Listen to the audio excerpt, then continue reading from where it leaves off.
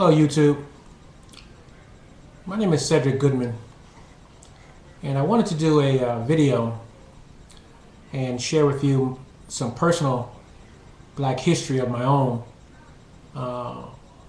Some history that inspired me and touched me and gave me some inspiration, motivation, and encouragement. And I've been inculcating that type of inspiration, motivation in my personal life. And of course, as you know, as we get older, we continue to mature and grow and develop, in our own personal growth and maturity. But I've tried to write about it tonight on Facebook on a few occasions. It's a lot of words, and for some reason, Facebook seems to be more controlled than ever now, I kept having problems, and I couldn't finish my content. But I decided to do a video because that's even better, because then my commentary will be documented and it will last forever. My words will last forever. So for the next couple of minutes, I'm gonna recall some things that really touched me and inspired me, and I wanted to share with you, especially for New Brunswick, because I've experienced a lot of pushback for acknowledging, respecting, and wanting to have a place at the table to discuss and to acknowledge and recognize the contributions that African Americans have made to the city of New Brunswick, which is my birth home. So I wanted to touch upon this and share this with you because I've only been allowed the opportunity to speak one time publicly about this, and that was a few years ago at the Masonic Temple on Martin Luther King's birthday. I was a part of the program.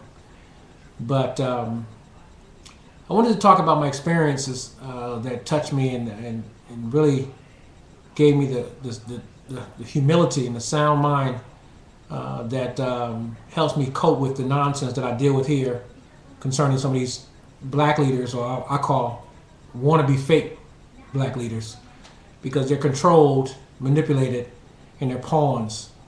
And the people that touched me and inspired my life and gave me the foundation that I have and the conviction and commitment to stand true to my roots. These individuals were nothing like these guys, and it saddens me that the people here in the city of New Brunswick, the black establishment, are controlled and are pawns, and they have contributed to the demise and exploitation of their own people, in my view. And that view comes from the fact that for the past 20, 30, 40, probably 50 years, the black establishment in the community has been removed, displaced, and relocated out of the city of New Brunswick, its urban community, completely. So there's no resemblance of our history here, whether our contribution was good, bad, ugly, or indifference. And I thought I lived in a place where it would be embraced, and unfortunately I was wrong. And I thought I could make a difference by trying to propose and inculcate some of those ideas and some of those things that I think the world needs to acknowledge, which most of the world have. Is just New Brunswick still wants to stay in a colonial period where blacks don't have any rights, blacks don't have any voice, black people are patronized, and to me their intelligence are insulted, but we play into it because we want to get paid, we want some money. But I'm just going to share with you some things that I think is important to me, and I hope this is important to you, to give you a little bit more insight about my personality, my personality, my confidence, and where a lot of my conviction and commitment comes from. I lived in Atlanta on two separate occasions. I lived in Atlanta from I think 90 to 95, 96, and then from 98 to 2005, 97, 98 to 2005. 2005, end of 2005, I moved back to New Jersey. But during my first stint in Atlanta, Georgia, I lived with my aunt and she passed away now. She was a great woman. She touched me and helped me grow in a lot of areas. Her name was Eva Lee Jackson, and she owned a restaurant. Actually, she owned two restaurants. One was located on Ralph McGill Boulevard, and the other was on on Auburn Avenue, inside the Martin Luther King Jr. Center. And I'm going to talk about my experience working for her at the Martin Luther King Jr. Center, because that's what the focus of this content, this commentary, is all about. Because the people that touched my life and I had the chance to meet and talk to would come to the King Center. And for those of you who know, the Dr. King Historical Center has everything about Dr. King there. His house is up the street. His body is in the back of the center. And the SLC's headquarters is down the street. So the history of Auburn Avenue, and also his father's church is Ebenezer, is right on the corner of the King Center. And across the street from the King Center, they have a bigger church, a new church that they constructed several years ago. But I had the pleasure of meeting some people, and I want to make this a part of my history and a part of public record that touched me. Because no matter what, we all have a story and a history that needs to be told. And hopefully our parents and our grandparents' legacy and the contributions that they made to each and every one of us will not be in vain. And I hope that the people in my life or around me will get to know me a little bit more personable, instead of listening and being influenced by all the negativity that haters try to give them, or try to give them the perception of. I worked at the King Center from about 90 to 92, 91, 92, with my Aunt Eva Lee and her family, my cousins. And I used to serve food, and I had the pleasure of meeting Dr. Joseph Lowry. He would come to the King Center. Of course, all the staff worked at the Martin Luther King Center at the time. Miss Dorothy, I remember her. She was Coretta Scott King's personal secretary, upstairs. Miss Drusilla, who was my favorite, because she also worked with my aunt after she left the King Center. Classy lady, love Miss Drusilla. She was Coretta Scott King's, Mrs. King's personal assistant. Of course, I got to meet and speak to, I used to take food up to Mrs. King. And me and Miss Dorothy and Drusilla used to talk all the time. So it was a great experience, it really was. My man Bobby was the maintenance guy that worked at the King Center. He was a real cool cat. Loved him. I think he passed away, my cousins told me. They all came to my aunt's funeral as well. And they would definitely be missed. Miss Drusilla is still living. No, I think Miss Dorothy passed away. Also, they used to have the King Center. They used to have the Sweet Arbor Fest at the King Center every year, people, thousands of celebrities would come. I got to meet Martin Luther King Jr. III on a regular basis. He would come because he liked to eat and he played basketball, he liked my aunt's banana pudding. If I didn't mention my aunt's name, her name was Eva Lee Jackson. I think I mentioned it earlier in the broadcast. But so I got to meet Martin Luther King Jr. III. I would talk to him outside in front of the King Center on the wall, right by the letters. So, you know, if you guys ever see the King Center, you know they had some letters on the wall about the nonviolent social change. And also, I got to meet, of course, Reverend Orange was a regular around my aunt. He loved my aunt. Reverend Orange, Walk with King and March with King. He passed away. He's always had this medallion, this big medallion on his neck.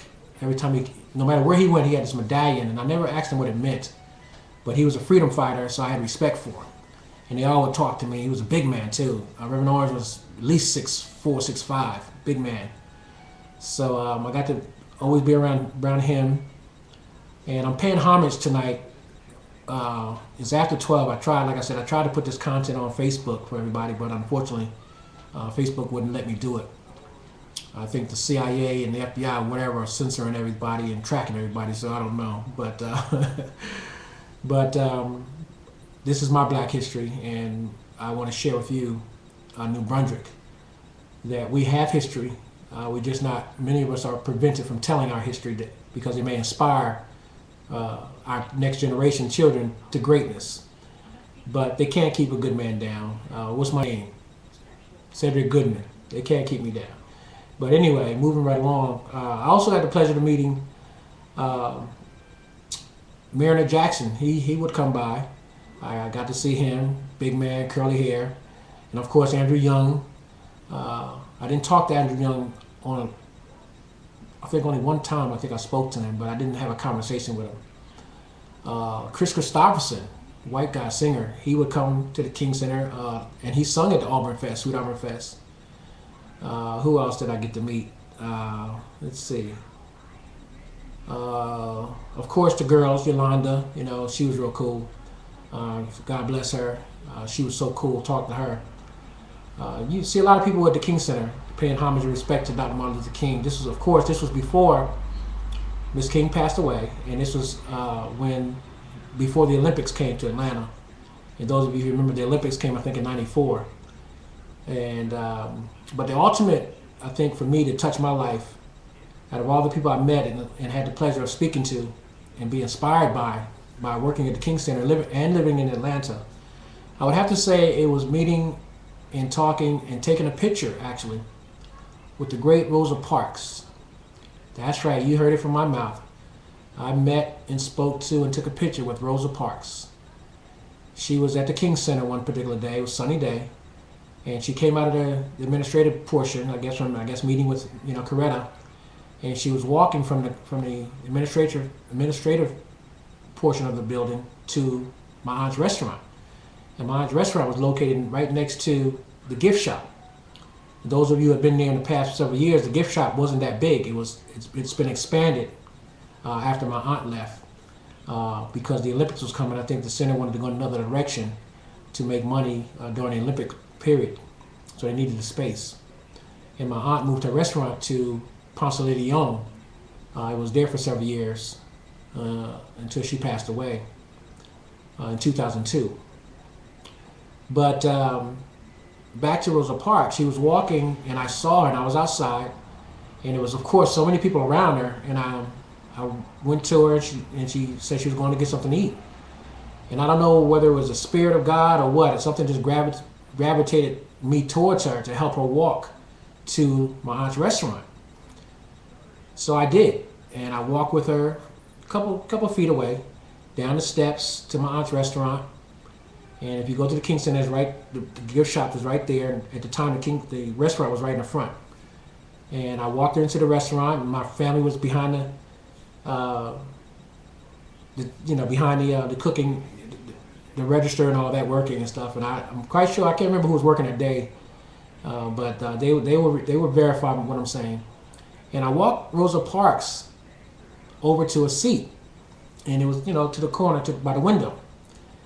And I remember asking her, because I knew no one would ever believe this story. And I didn't have no camera. The technology wasn't even where it is now, was nowhere near. So, and I asked a couple people that have a camera, my family first, because I knew I could get the film, I would get the picture then. But no one had a camera. So there was a lady standing taking pictures, and she was from Detroit. I can't remember her name, but I know she was visiting. And I asked Miss Rosa Parks, can I take a picture with her? Because I wanted to one day show my kids, my nephews, my family, my experience and share it with people. And the lady said she would take the picture. And Miss Parks agreed to take the picture with me. And this was before her food came. And I said, Miss Parks, do you mind if I take a picture with you? She said, no, baby, I don't mind. But that flash hurt my eyes. Tell her don't use that flash. And this is the God's honest truth. My hand to God. And this lady took a picture of me and Rosa Parks. And I've only told this story one time, and it was at the Martin Luther King program here at the Masonic Temple a few years ago. And so there's a picture out there with me and Rosa Parks sitting at my Aunt Eva Lee Jackson's restaurant called South Fork. And this was around 1992, 91, 92. And I'll never forget it. So I wanted to share this with you guys as a part of record and a part of my history, to let you know some of the things and the people that we read about. I read about, and I didn't even have all the black history that I needed in the New Brunswick public school system. But by moving to Atlanta and living there, I got a chance to touch and be inspired by what I call real greatness, true greatness, of people who sacrificed and gave so much of themselves so that I can stand on the shoulders of so many as an advocate, as a freedom fighter, as someone who wants to say, listen, we're not going to fall for the banana in the tailpipe. We want real reform. We want real advocacy. We want to be treated equally, and not be bought off because of a few dollars, or be caught up with a title and you're not doing any work for the black community. Because the black community is under siege and we're at war from injustices at every turn, it seems. But I wanted to talk about that tonight, and my cousins online definitely can verify a lot of what I'm saying. I don't know if the lady ever mailed it. At the time, I lived with my aunt, and she was located at 6180 Beethoven Road. We lived there for several years. I lived there with her for several years before getting my own place. Had a lot of memories there, crazy memories. But I love my family. I love my family that I got to know and got to spend a lot of my years with down there. My young cousins now have grown up, and now they're grown. They got babies and all this stuff. So I'm still grasping that part. But so this is just to pay homage and give a shout out, and to let my family know down south, who got to know me and be around me for many, many years, how I was touched not only by them, by their love and friendship and love for each other, but also the historical significance of working at the King Center with Mama. Oh yeah, I forgot, we call my Aunt Eva Lee Jackson Mama. Working with Mama, and of course being inspired by her in so many ways. Because she's gone, and she passed away in 2002. And I want to always remember her and talk about her to let you know how she touched me. So with that said, I wanted to put this on record and make a video about it and share with New Brunswick, because New Brunswick is controlled. The black establishment is controlled. It's unbelievable. It really is unbelievable. And after tonight, I went to a meeting tonight, and I saw the same old patronage and exploit of the community that just mind boggles me, because you have black people, in my opinion, leaders or so-called leaders here, pretending to be so important, but yet haven't achieved nothing of their own. And it's just mind-boggling. It's just really, really mind-boggling. You can't even get a meeting with them. You can't speak to them. They're so important. You got to make an appointment. Yeah, I'm not gonna go into it, but it's just amazing. It just amazes me. And so I'm gonna keep doing my part and try to make a difference, whether approved, liked, or not. And I'm gonna always give a shout out and show love to Atlanta, who I got my adult development from, and hopefully I can continue to share it and inspire others and other generations and other people as well. So when I do try to share this information or share the things that inspire to touch me, please don't take it as though I'm bragging, and please don't take it as though I'm arrogant. Please don't take it negatively. I never met so many people in my community that always have so much envy and hatred and jealousy going on. It's about sharing, it's about love, it's about growth and development. It's about maturing. New Brunswick is so cliquish. Who cares who you like? You're not important enough to even act like that. Seriously, what have you done to make you feel as though your opinion matters that much? I'm still wondering. I'm trying to, fathom my mind around that. Why do so many of you guys act this way? And then you make me act a certain way, like, listen, I don't have to be bothered because I don't owe you anything. So anyway, with that said, I wanted to just touch on this because it's Black History Month, and today's the last day. Well, it's been the last day. The 29th of February is leap year. But I wanted to make this a part of my Black history, Cedric Goodman's Black history, and tie it to New Brunswick's history because I am from New Brunswick, New Jersey. So in conclusion, everybody, I want to thank you for listening to me right now, and look forward to more YouTube videos, and hopefully they will be informative, educational, and inspiring to you. So I'm signing off, and hope that you enjoyed my commentary and my experience and my exposure. And if I forgot to mention anybody at the King Center, I hope I didn't. But if for verification, for those of you who, of course, don't agree, don't believe me, as usual, I happen to have Dr. Martin Luther King Jr. III, the son of the great Dr. King, phone number right here. And I'm going to put it up so you can see it real good. If you look closely, it says what? Martin Luther King Jr. III. And I hope you don't get his phone number, but his personal assistant name is Cheryl Bryant. So for those of you who doubt my truthfulness, these things can be verified and can be, you know, the experiences that I had at King Center. And if you ever talk to anybody, ask them about the Jackson family, ask them about the restaurant that used to be there years ago. We want to thank, I want to thank all of you for listening. And hopefully you can support your boy in anything I do, whether it's community, political, whatever I decide to do. Just know that I'm doing it for the right reasons and my heart is in the right place. And my soul is not for sale. So we may not agree on everything. We can agree to disagree. I respect your views, you respect mine. So with that said, I want to shout out to New Brunswick, New Jersey. Exit 9 is going down. I wish I had more support here, but I don't, but it's all good. ATL, I'm riding with you. I'll be coming soon, coming home soon. Give me a break like never before. So with that said, nothing but love, y'all. Peace with 2 fingers. God bless.